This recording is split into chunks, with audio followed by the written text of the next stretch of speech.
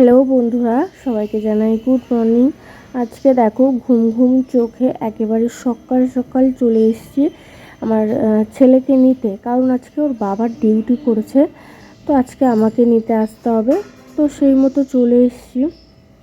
বাইরে তো প্রচণ্ড রৌদ্র, আর স্কুলটা ছুটিও হয়ে গেছে। দেখো অনেক বাচ্চা চলে আসছে তার গার্জেনের সঙ্গে। আর চলো যাওয়া যাক। আচ্ছা, এসে দেখি আবার রেজাল্টও আউট হয়ে গেছে।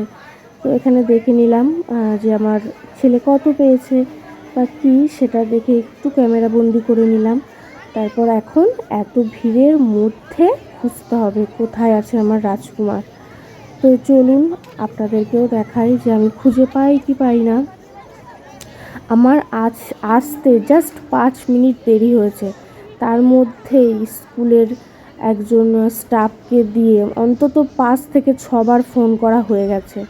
ভাবুন এখনকার বাচ্চারা কত কিছু ভেবে ফেলেছে।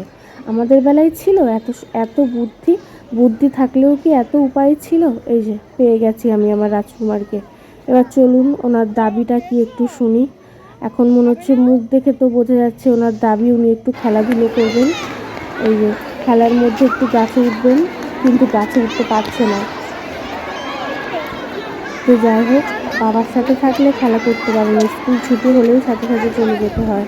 আর আমি তো আসিই না, আজকে এসেছি, তার জন্য আজকে একটু খেলা করবে। আমাকে বলছে 10 মিনিট দাঁড়িয়ে যাও, আমি একটু খেলা করে নিই। তো এই দেখুন আপনাদেরকে একটু স্কুলটা ঘুরিয়ে দেখালাম। স্কুলটা অনেকবার আমি ভিডিও করেছি, কিন্তু কখনো ছাড়তে পারিনি। তো আজকে ভাবলাম একটু আপনাদেরকেও দেখাই। তো দেখুন কত দৌড়দৌড়ি করছে, এটা কিন্তু বাবা থাকলে পারে না। তো যাই হোক, ওকেও একটু খেলার সুযোগ করে দিই, ও তো বাড়িতে খেলতেই পারে না। তো চলুন আপনারাও দেখুন ও কীভাবে খেলা করে, আমিও একটু দেখি। ওখানে খেলো, কাদা আছে, কিন্তু কাদা আছে।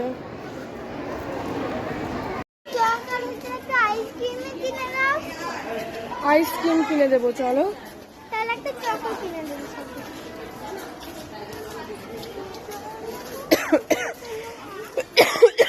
তুই পরীক্ষায় কত পেয়েছো বলবো?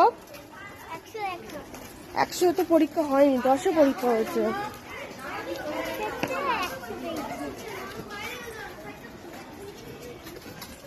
এবারে যে অসহ্য কাজটা শুরু হবে সেটা হচ্ছে রাস্তায় এসে টোটোর জন্য দাঁড়িয়ে থাকা।